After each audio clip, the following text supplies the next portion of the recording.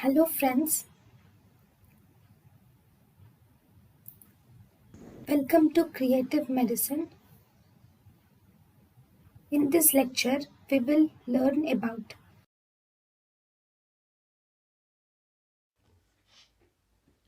Negligence. Doing something which one is not supposed to do is act of commission. Not doing something which one is supposed to do is act of omission. There are five types of negligence: medical negligence or professional negligence, patient negligence, contributory negligence, composite negligence, corporate negligence. So,